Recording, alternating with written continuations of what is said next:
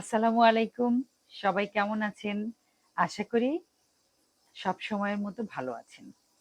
ছোট্ট একটা জীবন, ভালো খারাপ মিলিয়েও যদি ভালোর দিকেই থাকা যায়, সেটাই সবচেয়ে ভালো।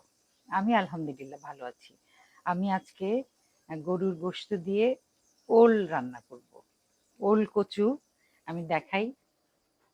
বিশাল এক ওল কচু। আমি এখানে গ্রামে আসার পরে অনেককে বলছিলাম যে কোন হাটে ওল পাওয়া যায়। তো এই ওল আসলে কেটে কেটে বিক্রি করে। তো একটা ওল আমি পেয়ে গেলাম আমার বাড়ির কাছের বাজারে। আর ওই যে বলে বলে রেখেছিলাম, তখন আমাদের হরিনাথপুরের ডক্টর আলিম, সে আমাকে এত বড় ওল, আমি তাকে বলেছিলাম যে ভাই পুরাটা দিও না, হাফ রেখে দাও তোমার বাড়িতে রান্নার জন্য আর হাফ আমাকে দাও। তো বলে যে আপা এটা কেমন কথা, মানে একটা ওল, সামান্য একটা ওল, সেটা কেটে কিভাবে দেই? আমি এটাকে উল্টে পাল্টে দেখাচ্ছি। আমি সকালবেলা এই এইটুকু দিয়ে ভর্তা ভর্তা করেছি, ভর্তা করে খেয়েছি। আর এখন এটা গোস্ত দিয়ে রান্না করব। তারপরেও হয়তো এতটুকু, মানে ৫ ভাগের ১ ভাগ হলেই আমার গোস্ততে হয়ে যাবে। তারপরেও অনেকটা থেকে যাবে, যে রেখে রেখে খাওয়া যাবে। এই ওলটা আম, আবার ২টা ছোট ছোট বীজ দিয়েছে, আমার বাড়িতে লাগাবো ইনশাল্লাহ। হাবিব ভাই আমাকে সাহায্য করছে কেটে দিতে, কারণ ওইটা মানে টুকরা করা খুব কঠিন। তো হাবিব ভাই আমাকে এক সাইড থেকে একটা টুকরা করে দিচ্ছেন, এরপরে আমি এটা কেটে নেব।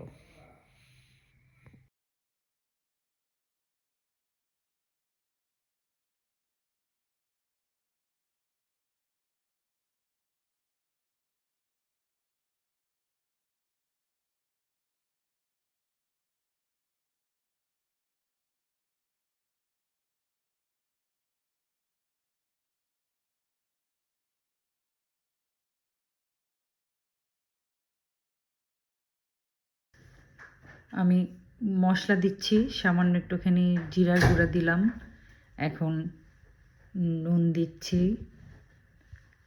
আমার মশলার কোনো মানে সিরিয়াল নাই, যা মনে চায় তাই দিই।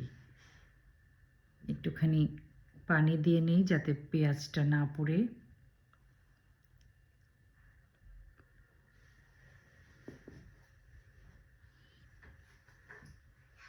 তারপরে গুঁড়া মরিচ দিচ্ছি, যেহেতু এটা গরুর গোশত অনেক, আর ওলকচু দিয়ে রান্না হবে, অনেক ঝাল দিব। ৩ চামচ গুঁড়া মরিচ দিলাম। তারপরে দেব হলো গুঁড়া হলুদ,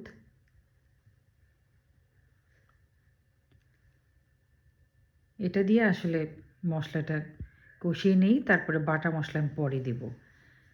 তার আগেই বরঞ্চ গোস্তটা দিয়ে দেই। গোস্তটা দিলাম, এটা কতক্ষণ কষানো হলে তারপরে আমি কাঁচা মশলাটা দিব। আসলে আমি মাঝখানে ওলকচু কাটবো, তো ওইদিকে আমার সমস্ত মনোযোগ। এটা হতে থাক।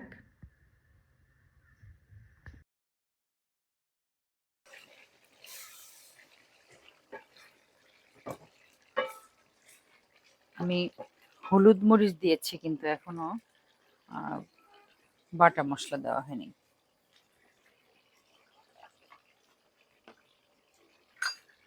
এটা হলো আদা বাটা,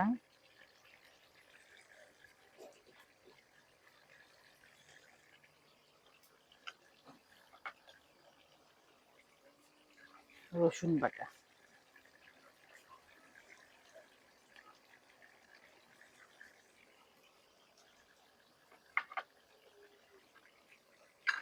ফ্রেশ জিরা বাটা। ফ্রেশ বলি কিসের জন্য? যে হয় না যে বেটে তারপরে ফ্রিজে রাখা, সেটা সেটা না। এটা আসলে বলতে খুব ভালো লাগে। বেশিরভাগ সময় তো আমরা ফ্রিজে রেখে রেখে খাই। গরম মশলা দিচ্ছি, এলাচ, দারচিনি, 4টা এলাচ দিলাম, কালো এলাচ, একটা স্টার আনিস দিই, আর হলো লবঙ্গ, গোলমরিচ, এই আরেকদিন এই কলা পাতা এর মধ্যে রাখছিলাম, তারপরে আর এখান থেকে সরানো হয়নি। গোলমরিচগুলো নিচে পড়ে গেছে, আমি পরে আবার দিব। এখন আজকে যেটা দিয়ে আমি এই গোস্তটা রান্না করব সেটা দেখাচ্ছি।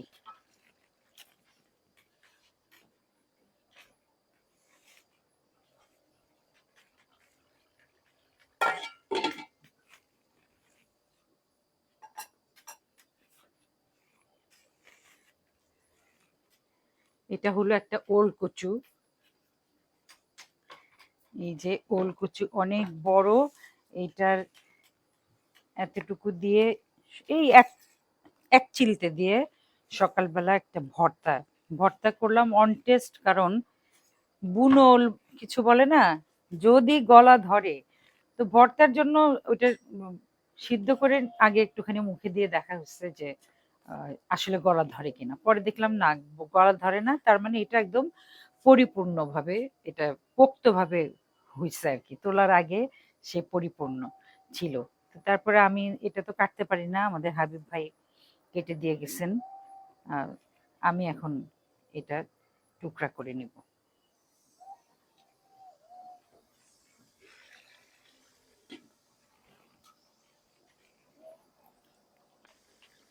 মোটা করে কাটা পেঁয়াজ,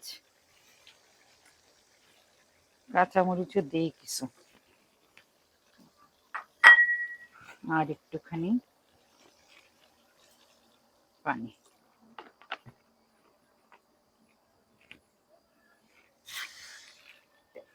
হতে থাক, এই ফাঁকে আমি ওলটা কাটবো।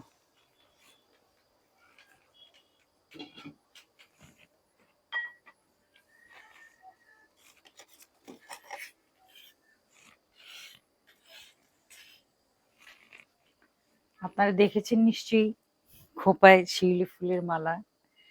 সকালবেলা শিউলি ফুল তো সকালেই ঝরে, মানে রাতের ফুল সকালে ঝরে। খোঁপায় দিয়েছি না, মানে অনেক লম্বা একটা মালা এই যে খোঁপায় পড়েছি, মানে অন্যরকম একটা আনন্দ। পুরা সারা মানে নিজেকে মনে হচ্ছে যে পারফিউম, একটা দামি একটা পারফিউম মেখেছি। আমি আমি খুবই সুগন্ধি ভালোবাসি, যার কারণে ফুলের সাথে আমার বেশি সখ্যতা। তো এই শিউলি ফুল, এই ফুলটা অদ্ভুত একটা। ফুলটা ক্রিম কালারের, আর বোটাটা কমলা রঙের। ওই বোটাটা আমার মা, আমার নানি বুঝি বোটা বা খালামণিরা মানে বোটাটা ছিঁড়ে ওনারা শুকাতেন। শুকানোর পরে ওটা কৌটায় ভরে রেখে দিতেন, একদম জাফরানের মতো করে ব্যবহার করতেন। শ্যামাই ফিরনি যাই কিছু হোক ওটাতে, বা পোলাও ওটাতে। কারণ এই ফুলটা যখন শুকিয়ে যায় তখন ওইটার কোনো মানে একটা পাতা পাতা গাছ গাছ বা ফুল ফুল কোনো গন্ধই থাকে না, শুধু রংটা থাকে। এই শিউলি ফুলের বোটা দিয়ে এরকম যেরকম খাবারে ব্যবহার করা যায় জাফরানের বদলে, আবার আমরা ছোটবেলায় এরকম হাত রাঙাতাম শিউলি ফুলের বোটার রং দিয়ে, সারা হাত রাঙাতাম। এমন কিছু রং হতো না, একটু কমলাটে একটা রং। তারপরেও মানে ওইটাই একটা আনন্দ ছিল, শৈশবের আনন্দ।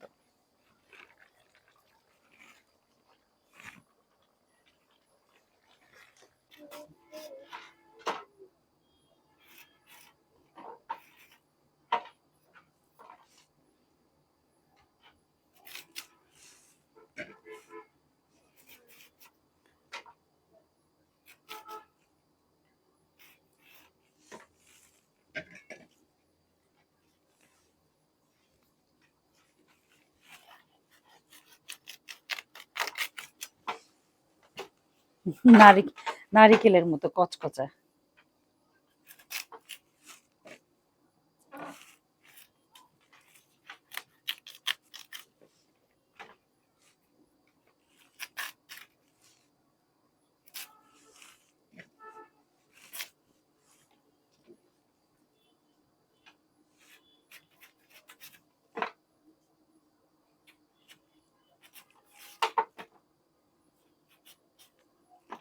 বাবা, এখানে কেমন জানি একটু গোলাপি দেখা যায়, ভয় লাগতেছে।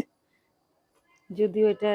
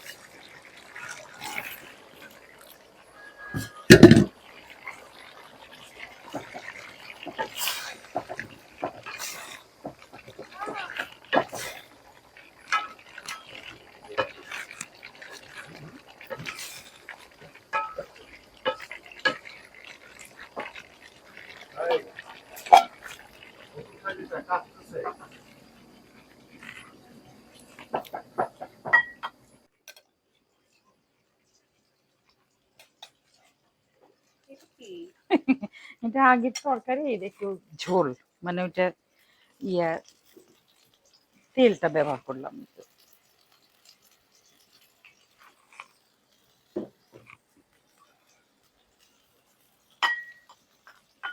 একটু ছোট মাছ চড়াই।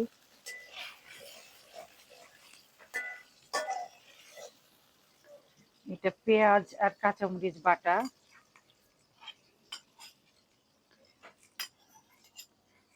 আর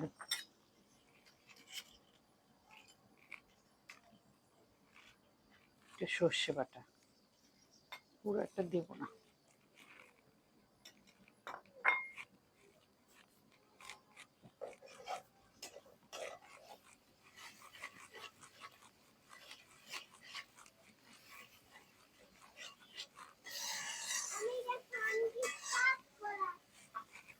হ্যাঁ, কি করছে তুমি? আমি বুঝি নাই সোনা। ফাস্ট করে আসছো? ও, গুড বেবি।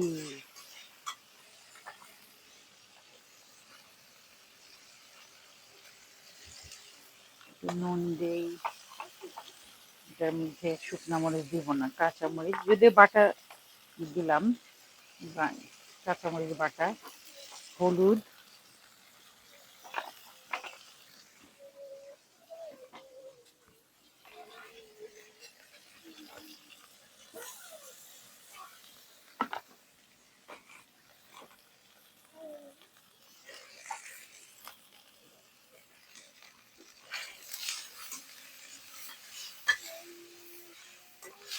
ক্ষেতের ধনে পাতা।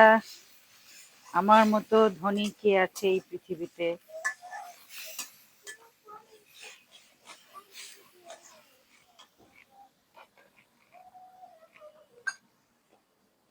একটুখানি মশলা দিই, শুধু চামচটা আমি হারাই ফেলি কেন?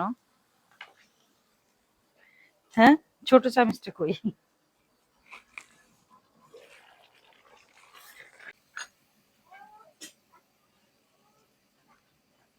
একটু রসুন বাটা দেই, একটু জিরা বাটা,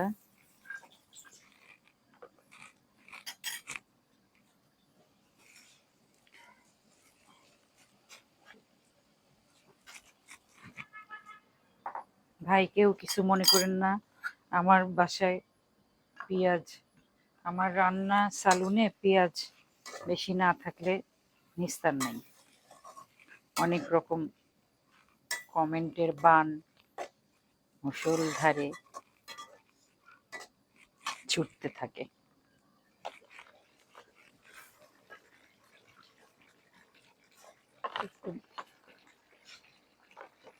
ঝোলটা কষানো হোক, আমি একটু জ্ঞান দিই। হ্যাঁ, জ্ঞান দিব, বাক্যটা শুনতে কেমন জানি লাগে, দুষ্টামি করে বললাম, কেউ কিছু মনে করবেন না। একটু কষানো হোক, একটুখানি কথা বলি। আমরা সব সময় ব্যবহার করি বা অনেক সময় ব্যবহার করি মুষলধার। এটা হলো, মুষল হলো ছোট ছোট তীর, ছোট ছোট একদম এতটুকু টুকু তীর না, তীরের, হ্যাঁ এতটুকু টুকু তীর, এবং সেটার আগার মধ্যে এরকম ইয়ে লাগানো থাকে, বিষ লাগানো থাকে। তো যারা আদিবাসী আগের দিনে যারা এইভাবে শিকার করতেন অথবা শত্রুকে ঘায়েল করার জন্য, মানে এমনভাবে তীরগুলো একসাথে, অনেকগুলো হয়তো 50টা তীর একসাথে আহ, তীরের ধনুকে বাঁধা থাকতো বা সেট করা থাকতো। ওইটা টেনে দিলেই একদম মুষলগুলো, মুষল আসলে ছোট তীর, সেগুলো খুব দ্রুত গিয়ে ব্রাশ ফায়ারের মতো দ্রুত গিয়ে মানে যাকে ঘায়েল করেন তাকে ঘায়েল করতো। আর ধার মানে হলো, মুষল ধার মানে হলো, ধার হলো ধারা, বৃষ্টির যেরকম ধারা থাকে ঠিক সেরকম মুষল ধার। এই শব্দর মানেটা হলো, এই মুষলধার শব্দটা এই অর্থে, মানে আমরা আমরা অনেক সময় মনে করি যে মুষলধার শব্দটার অর্থ কি, এটা আমি আসলে দুষ্টামি করে বলেছি যে জ্ঞান দেই। এটা একদমই খুবই ফানি কথা। জ্ঞান সবারই কম বেশি আছে। আমার দেয়ার কিছু নাই। তারপরেও আমি জানি দেখে বললাম।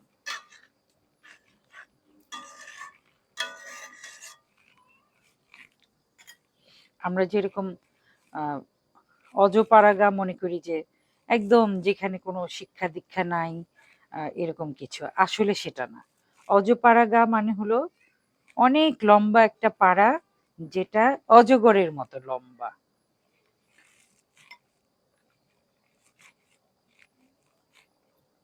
গণ্ডগ্রামও কিন্তু অনেক বড় গ্রাম বুঝাতে গণ্ডগ্রাম বলা হয়। দেখেন রান্না করতেছে বাইলা মাছ আর কি কি সব বলতেছে।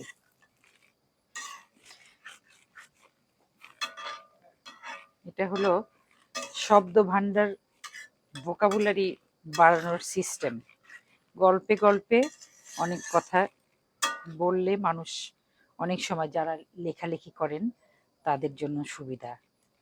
অজপাড়াগা হলো অজগরের মতো লম্বা একটা পাড়া।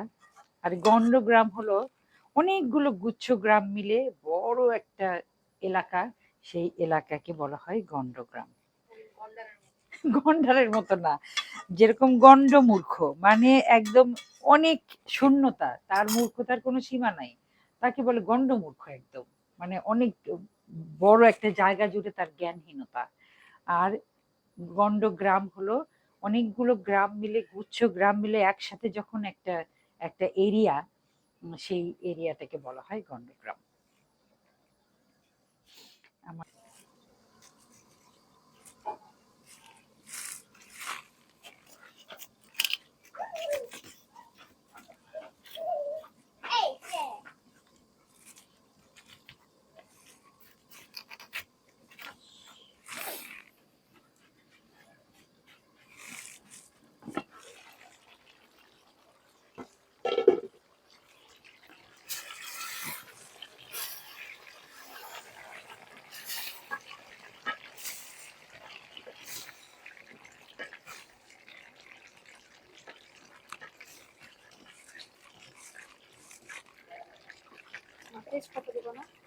দিব,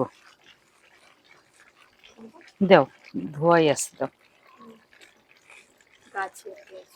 গাছের তেজপাতা।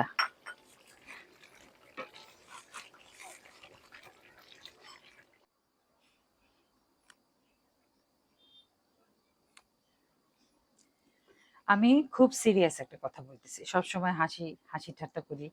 সিরিয়াস কথা হলো যে আমাদের এই যে প্যাশন ফ্রুট বা ট্যাং ফল অথবা আনারকলি, আনারকলি বাংলাদেশে নাম দিচ্ছে আনারকলি। এটা নতুন প্রায় 7-8 বছর ধরে এটা পাওয়া যায়, অথবা 10 বছর, আমি জানি না। এটা আপনারা ইচ্ছে করলেই বাণিজ্যিকভাবে আপনারা চাষাবাদ করতে পারেন। এত সহজ, জাস্ট বেলে দোআঁশ মাটি লাগবে আর একটা জাংলা, যেটা বলে যে মাচা, মাচা দিয়ে দিবেন। সেই মাচাতে শুধু হতেই থাকবে, হতেই থাকবে। আমার 2টা প্যাশন ফ্রুট গাছ আমার অনলাইন স্কুলের ছাত্রী সুহাসিনী ইরা, সে আমাকে পাঠিয়েছে কুষ্টিয়া থেকে। তো যাই হোক, সেই গাছ মানে 2টা গাছ এখন একদম একটা বড় তেঁতুল গাছ ছেয়ে গেছে, আমার আম গাছ ছেয়ে গেছে। আর হলো বাড়ির যে ওয়ালটা, সেই ওয়ালটা হাজার হাজার প্যাশন ফ্রুট। আলহামদুলিল্লাহ, মানে মাশাল্লাহ বলি। অবশ্যই মানে কারো যাতে চোখ না লাগে, এত মজাদার, এত সুস্বাদু, এত সুগন্ধি। এবং সবচেয়ে বড় কথা হলো যে এটা এখনো অনেক দাম, বাজারে দাম দিয়েই বিক্রি হয়। এবং অবশ্যই খেতে খুব মজাদার। কোনো গাছের কোনো যত্ন করতে হয় না, জাস্ট একটু রোদ থাকলেই হয়। আর বেলে দোআঁশ মাটিতে। তো যখন শুকনার দিন তখন তো পানি দিতেই হবে। তো দেখেন কিভাবে, মানে এটা জাস্ট একটা সাইড থেকে পারা হয়েছে, আরো আরো 3-4 সাইডে আরো আরো এতগুলো করে আছে। আমি যখনই আসি তখনই এতগুলো করে ব্যাগ ভরে নিয়ে যাই, আত্মীয় স্বজনকে দিই, সবাই খুব পছন্দ করে। তো আপনারা যারা যুব সম্প্রদায় আছেন, কাজ খুঁজছেন, মানে নিজে কিছু একটা করে করতে চাচ্ছেন, নিজের পায়ে দাঁড়াতে চাচ্ছেন, তারা ইচ্ছা করলেই ১ বিঘা জমিতে অনেকগুলো গাছ হবে, জাস্ট মাঝখান দিয়ে হাঁটার রাস্তা থাকবে। আপনারা প্যাশন ফ্রুটের চাষ করতে পারেন অনায়াসে। সবসময় নানান রকম ফুল দিয়ে সাজাই। তো আজকে দেখলাম যে বাগানে এখন তো মানে বসন্তকাল আসে নাই, শীতকাল। শীতকালে সব চুপচাপ থাকে, তারপরে বসন্তকালে সে ফুলে ফলে সেজে ওঠে। তো তখন এই অনন্তলতা ফুল ছিল, আর কিছু শিউলি ফুল, কিছু কৈলাস ফুলের শীষ যে থাকে সেটার থেকে খুলে নিয়ে এখানে সাজালাম। তাও তো মানে একটা ফুলের একটা ছাপ থাকলো। এটা আমার, এটা মনে হয় যে আমার একটা সিগনেচার টিউন। আমি মেহমান আসলেও আমি ফুল মানে বস্তু কেনার আগে ফুল কিনি, আমার খুব ভালো লাগে। আমি যে কথাটা বলতে চাচ্ছি, সেই কথাটা হলো যে আমাদের গানের মধ্যেই আছে যে সাদা মনে কাদা লাগে দিলা। কিন্তু মানে এটা এটা অর্থ যে কাদাটাকে নোংরা বলা হয়। হতে পারে কাদার রং কালো, কাদার রং অ্যাশ, কিন্তু কাদা কি আসলেই নোংরা? কখনোই না। পৃথিবীর পবিত্রতম মাটি হলো পলি মাটি, যা নদী যখন বয়ে চলে তার তার ঢেউয়ের সাথে পরিশুদ্ধ পরিশ্রুত হয়ে তারপরে সে পলি মাটিতে রূপ নেয় এবং সেখানে অনেক বেশি ফসল ফলে। সেই মাটিতে এক ফোঁটাও ময়লা থাকে না এবং সত্যিকার অর্থে মাটি, কাদা মানে মাটিতে পানি দিলেই তো সেটা কাদা হয়। সেটাকে আমার খুব পবিত্র মনে হয়। এই মাটি থেকেই মানুষের সৃষ্টি। আল্লাহ বলেছেন মাটি দিয়ে মানুষ মানুষ সৃষ্টি করেছেন। তো সত্যি সত্যি আমি ভাবি যে কাদা কি কখনো নিজে ময়লা হয়? কাদাকে ময়লা করে মানুষ। আমাদের যত মানে আমাদের ব্যবহার্য নোংরা বা যাই কিছু হোক, আমরা যখন সেই মাটির মধ্যে মিশাই তখন সেটা নোংরায় পরিণত হয়। ঠিক তেমন একটা মানুষ কখনো পাপ নিয়ে জন্মায় না। একটা মানুষ যখন তার কর্মজীবনে অনেক ভুলভাল একটার পর একটা ভুলভাল করতে থাকে, তখন সেই মানুষটাকে অন্য মানুষরা মানে খারাপ মানুষ হিসেবে দেখতে থাকে। কিন্তু সে যখন জন্ম নিয়েছিল তখন তো সে ফুলের মতো পবিত্র ছিল। তো যাই হোক, আমি যেটা বলতে চাচ্ছি সেটা আমি জানি না বোঝাতে পারলাম কিনা। মানুষ যেভাবে জন্মে ঠিক সেইভাবে তার নিজেকে রাখা খুব কঠিন। এই পাপময় দুনিয়া বা এই আমাদের যে কর্মযজ্ঞ, আমাদের সামাজিকতা, সেখানে অনেক রকম অনেক কিছু আমাদের গায়ে লেগে যায়। গায়ে লেগে তখন সেটা ওই যে কাদাময় হয়ে যায়। তো কাদা যেরকম নিজে নিজে কাদা কখনোই কাদাকে আপনি আহ, যখন ছেঁকে টেকে নিয়ে যারা মানে মাটি ছেনে যারা হাঁড়ি পাতিল বানান, তারা সেই মাটিটাকে কতভাবে পরিষ্কার করে কতভাবে ছেনে তারপরে অনেকভাবে ছেঁকে তারপরে ওনারা সেই হাঁড়ির জন্য তৈরি করেন। ঠিক সেরকম আমরাও কিন্তু যদি আমার চলার পথে কোনো ভুলভাল থেকে থাকে সেগুলো ছেঁকে নিয়ে আবার নিজেকে পরিশুদ্ধ করে ফেলতে পারি। আমাদের ব্রতটা এটাই হওয়া দরকার, মানুষ হয়ে জন্মেছি, মানুষ হয়েই মরবো। মানুষ হয়ে আমি আবার কথাটা বলি, আমি মানুষ হয়ে জন্ম নিয়েছি, আমি মানুষ হয়েই মরতে চাই। আমি যখন জন্ম নিয়েছি তখন সবাই হেসেছে, আমি কেঁদেছি। কিন্তু যখন আমি মারা যাব তখন সবাই বলবে বড় ভালো মানুষ ছিল। এটাই কিন্তু সবচেয়ে বড় ইচ্ছা একটা মানুষের। এবং আমি আবারও বলতে চাই যে মানুষ হয়ে জন্মেছি, আমি মানুষ হয়ে মরতে চাই। আমি দানব হয়ে মরতে চাই না। মানব একটা মানব যখন দানবের মতো কাজ করে, দানবীয় কাজ করে, তখন সেটা মানব জাতির জন্য খুব লজ্জার। তো যাই হোক, সবাই ভালো থাকেন। আমি আহ, অনেক কথা বলি, আমি আমার মন থেকে আপন মনে কথা বলি। আমি জানি যে আপনারাও আপন মনে শোনেন, সেই জন্য অনেক কথা বলি। কোনো ভুলভাল হলে আপনারা ক্ষমা করে দেবেন। আমার এটা হলো পাঁচ মিশালি মাছ বলা যাবে না, দুই মিশালি। এটাতে বেলে মাছ আর ট্যাংরা মাছ। এটা শুধু একদম বাগানের ধনে পাতা সেটা দিয়ে আর একটুখানি সর্ষে বাটা দিয়ে আমি রান্না করেছি। খুবই মজাদার সালুন। আর হলো এটা এখন দমে আছে ওল কচু দিয়ে গরুর গোস্ত। বাবা নিচে লেগে ধরেছে, এটা আগুনটা কমায় ফেলতে হবে। এটা এখন দমে থাকবে, এতটা ঝোল থাকবে না, ওল কচুটা অনেকটাই ঝোল টেনে নিবে। আমি একটা আগুন বের করে ফেলি।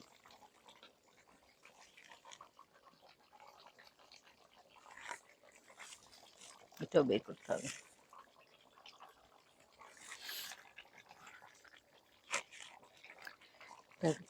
দমে থাকলে উপরে তেলটা উঠবে। আমার রান্না শেষ। আমি আপনাদের আর সময় নেব না, বিদায় নিচ্ছি। ওলকচু আসলে এখন খুব রেয়ার হয়ে গেছে। আমার অনেক দিনের ইচ্ছা ছিল যে আবার ওলকচু কিনবো, যেভাবেই হোক কিনবো। এবং আমি আমার শ্রদ্ধেয় একজন বড় ভাইকে আমি এই ওলকচুর সালুন এটা এটা খাওয়াতে পারবো না, আমি ঢাকায় গিয়ে তাকে খাওয়াবো ইনশাল্লাহ। আমি মানে কাকে খাওয়াবো সেটা আমি বলতেছি না সবাইকে, সবার সামনে। তো যাই হোক, আপনারা সবাই যেমন ভালো থাকতে চান, আল্লাহ আপনাদের সবাইকে তেমনই ভালো রাখুক। আমার এই কনক চাপার পাকঘর আপনাদের জন্য নিবেদিত। আমি আছি আপনাদের সাথে। আর এবং আপনারাও, আমি বিশ্বাস করি আপনারাও আমার সাথে আছেন। আমার জন্য দোয়া করবেন, আমার পরিবারের জন্য দোয়া করবেন। আজকে এই পর্যন্তই। আসসালামু আলাইকুম।